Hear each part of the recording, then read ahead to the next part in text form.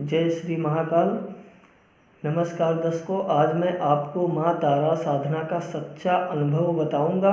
यह साधना मेरे एक साधक द्वारा की गई और उसके द्वारा मुझे जो अनुभव बताए गए मैं आपको उसी की भाषा में बताता हूँ। परम पूज्य गुरु जी सादर प्रणाम। आपके आदेश से मैं चला तो आया था, परंतु पिछले 4 महीने से मैं आपके चरणों को एक क्षण के लिए भी भुला नहीं पाया हूँ। आपने मुझे आदेश दिया था कि मैं अपने मन को संयमित रखूं और प्रयत्न करूं कि मेरा चित्त इस बिंदु पर स्थिर हो सके। यद्यप आपकी आज्ञानुसार मैंने आपके बताए हुए त्राटक से चित्त को एकाग्र करने का प्रयत्न किया है और मुझे उसमें सफलता भी मिली है। आपने कृपा पूर्वक जो तारा साधना सिखाई थी वह मैंने यहाँ आकर संपन्न की। इस साधना में जो कुछ उपलब्ध हुआ वह सब मैं आपके सामने इस पत्र के माध्यम से रख देना चाहता हूँ, जिससे कि आप जान सकें कि मैं सफल हो सका हूँ या नहीं। साथ ही आप मुझे मार्गदर्शन दें कि अब मैं आगे इस संबंध में क्या करूँ। आपने बताया था कि किसी भी महीने के शुक्ल पक्ष के प्रथम गुरुवार से यह साधना प्रारंभ की जा सकती है और इसका समय रात्रि के 9 बजे से 3 बजे के बीच रहता है। आपके यहाँ से मैं बहुत दुखी और व्यथित हृदय से रवाना हुआ था। आपकी आज्ञा मुझे आगे ठेल रही थी और मेरे पैर आगे बढ़ने के लिए जड़ से हो रहे थे, फिर भी आपकी आज्ञा ही थी। अतः मैं उसी दिन दोपहर को गाड़ी में बैठकर अपने घर आ गया। मेरे घर की छत पर एक छोटा सा कमरा है, अतः आपकी आज्ञानुसार मैंने उस कमरे की दीवारें तथा छत गुलाबी रंग से पुतवा दी थी। इसके बाद कमरे को शुद्ध जल से धोकर यथासंभव पवित्र कर दिया था।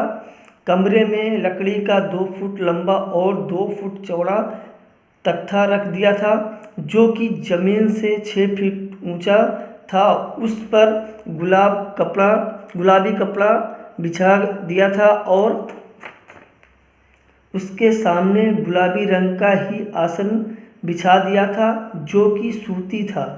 आसन को इस प्रकार से बिछाया था जिससे कि मेरा मुंह उत्तर की ओर हो गया था। मेरे सामने ही लकड़ी का तख्ता था। आपकी आज्ञानुसार मैंने आधा किलो चावल पहले से ही गुलाबी रंग में रंग कर सुखा दिए थे और इसी प्रकार रुई को भी गुलाबी रंग से रंग कर सुखा दी थी। इसके बाद जब चावल सूख गए तब उससे उस तख्ते पर चावल से अष्टदल बनाया और उसके मध्य में एक छोटा मिट्टी का दीपक रख दिया, जिसमें शुद्ध घी भरा हुआ था। दीपक में गुलाबी रंग से रंगी रुई की बाट बनाकर रख दी थी। अष्टदल के सामने चावल की 7 छोटी छोटी ढेरियाँ बना दी थी और प्रत्येक ढेरी पर एक सुपारी और एक कपूर की टिकिया रख दी थी। गंधक को पीसकर उसकी ढेरी बनाकर उसके ऊपर दीपक को रख दिया था। दीपक के सामने 7 पतासे भी रख दिए थे और 7 ढेरियों पर एक एक लौंग और इलायची भी रख दी थी। तख्ते पर एक किनारे पर कलश भी रख दिया था, जिसे पहले से ही गुलाबी रंग से रंग दिया था। उसमें गुलाबी जल भर दिया था। इस कलश में आधा किलो के लगभग पानी भर जाता था। कमरे में मैंने जो बल्ब लगा रखा था उसे भी गुलाबी रंग से रंग दिया था। कमरे के फर्श को भी मैंने गुलाबी रंग से रंग दिया था। शुक्ल पक्ष के प्रथम गुरुवार को रात्रि के 8 बजे मैं छत पर गया, स्नान किया। इसके बाद मैंने अपना यज्ञोपवीत बल दिया। जो नया यज्ञोपवीत मैंने धारण किया वह गुलाबी रंग से रंगा हुआ था। फिर पहले से ही गुलाबी रंग से रंगी धोती पहन ली। ऊपर बनियान भी नहीं पहनी थी, केवल एक गुलाबी रंग से रंगी धोती को तरह करके ओढ़ ली थी। ठीक 9 बजे मैं आसन पर बैठ गया, जो कि पहले से ही बिछा हुआ था। इस प्रकार मेरा मुंह उत्तर की तरफ हो गया और मेरे सामने तख्ता बिछा हुआ था। कमरे के दरवाजे को मैंने बंद कर दिया था, पर अंदर से सिटकनी या साकल नहीं लगाई थी, केवल किवाड़ों को उड़ा दिया था। सर्वप्रथम मैंने उस कलश के पानी से अपने दोनों हाथ धोए और 3 बार आचमन प्राणायाम किया तथा दाहिने हाथ में जल लेकर संकल्प किया कि आज से 14 दिन तक नित्य 101 तारा मंत्र की माला फेरूंगा। यह कार्य नित्य रात को 9 बजे आरंभ कर दूंगा और जब 101 मालाएं समाप्त होंगी तभी मैं माला को तख्ते पर रखकर इसी आसन पर सो जाऊंगा।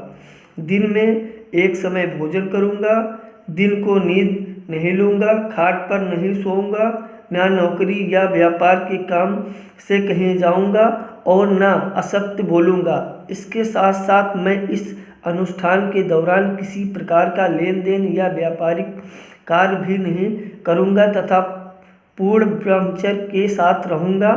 यह अनुष्ठान मैं तारा महाविद्या को सिद्ध करने के लिए कर रहा हूँ। इसके बाद मैंने सुखासन में बैठ अपनी कमर को सीधी रखकर दृष्टि से देखता हुआ तारा मंत्र का जप आरंभ किया। मेरे मुंह से बहुत ही धीमे धीमे केवल होठों में मंत्र की ध्वनि हो रही थी।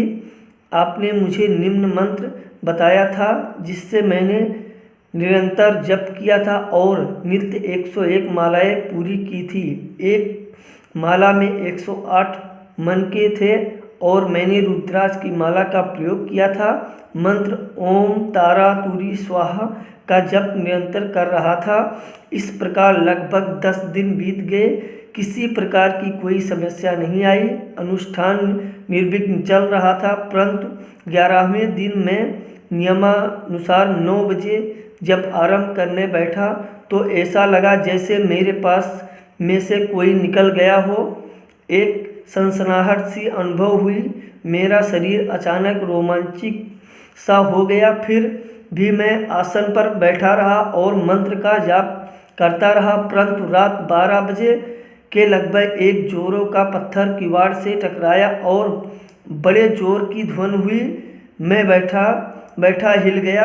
प्रातः 4 बजे के बाद जब समाप्त कर जब मैं सो गया तब पत्थर आने बंद हुए। सुबह उठकर जब मैं कमरे से बाहर आया तो लगभग 8-70 पत्थर किवाड़ के पास पड़े थे और 8-10 पत्थर कमरे के अंदर भी आ गए थे, परंतु किवाड़ पर किसी प्रकार का कोई चिन्ह या पत्थर की चोट दिखाई नहीं दी।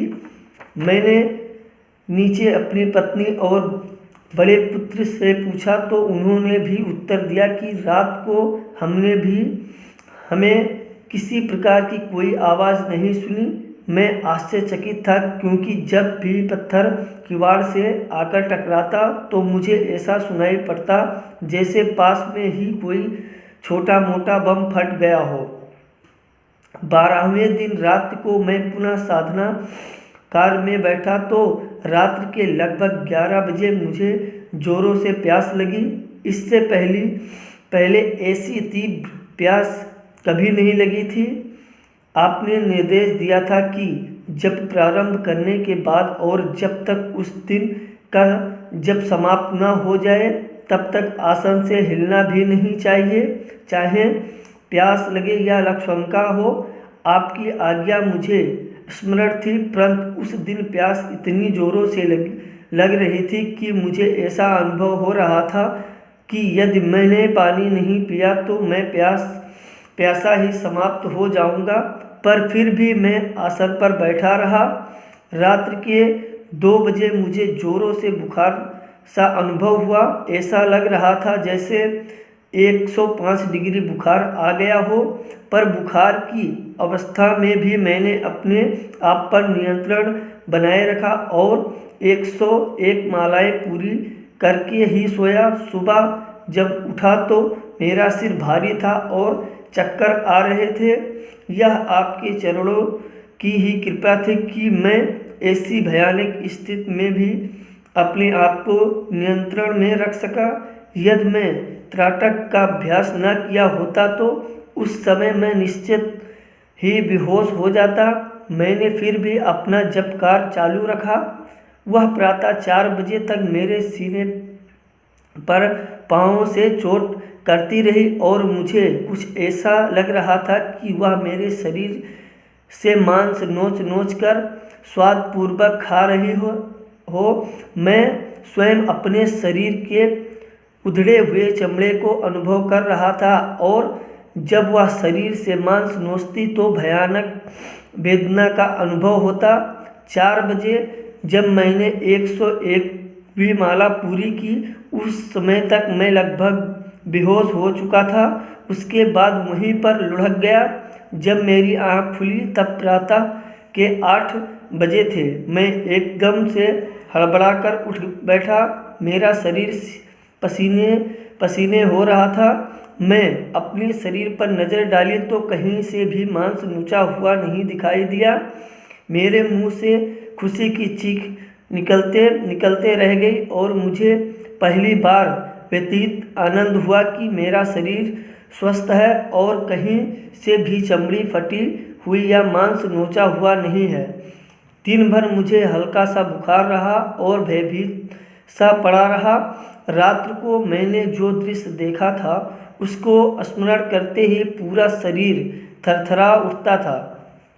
14वें दिन की रात्रि को मैं हिम्मत कर स्नान कर पुनः अपने आसन पर बैठ गया, दीपक जलाया और जपकार प्रारंभ कर दिया। रात्र को लगभग 3 बजे एक अतीव सुंदरी मेरे पास आकर खड़ी हुई, जिसने गुलाबी कुंचरी और गुलाबी ओढ़नी ओढ़ रखी थी। उसके पूरे शरीर से एक अपूर्व सी मादक सुगंध आ रही थी। वह मेरे पास आकर घुटने से घुटना मिलाकर बैठ गई। उसकी श्वास मेरे कंधे से टकरा रही थी। मैंने एक क्षण के लिए उस तरफ ताका तो मुझे ऐसा लगा जैसे संसार की सबसे सुंदर स्त्री मेरे पास बैठी हुई है। उम्र लगभग 18 से 20 वर्ष के बीच थी। मांग में सिंदूर भरा हुआ था और वह पूरे शरीर पर गहने पहनी हुई थी। वह चुपचाप मेरे पास आकर बैठ गई और मेरे और मुस्कुराहट के साथ ताकने लगी। लगभग 4 बजे मैंने जब कार्य पूरा किया, तब तक वह इसी प्रकार मेरे कमर में हाथ डालकर कंधे पर सिर टिकाकर बैठी रही। जब कार्य समाप्त कर जो ही मैं लेटा, वह भी मेरे पास लेट गई। मैं तुरंत उठकर बैठ गया तो वह आंखों से कटाक्ष करती मुस्कुराती हुई मेरे पास ही बैठ गई। एक क्षण के बाद उसने पूछा कि तुमने मुझे बुलाया, इसलिए मैं आ गई।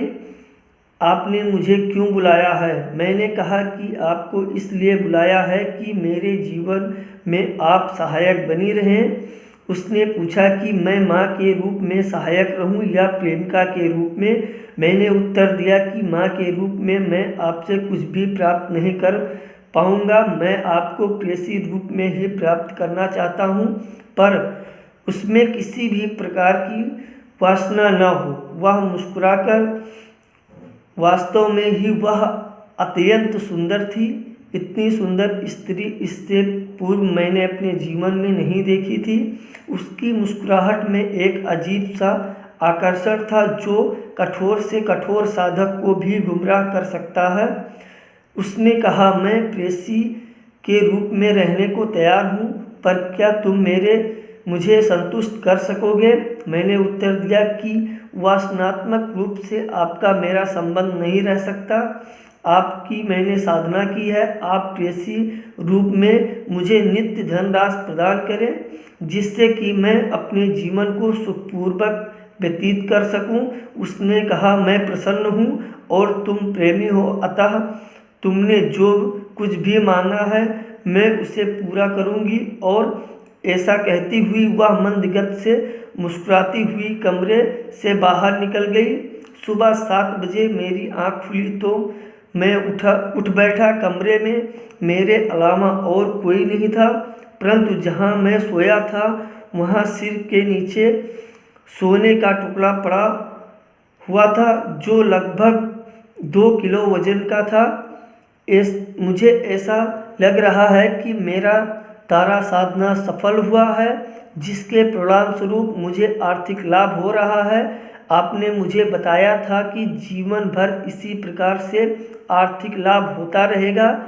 इसके लिए मैं आपका अत्यधिक आभारी हूँ। मैं इस बार पुनः जल्द से जल्द आपके चरणों में आना चाहता हूँ। आपके दर्शन से अपने आप को धन्य करता हूँ। मुझे विश्वास है कि आपकी तरफ से शीघ्र ही स्वीकृति प्राप्त होगी।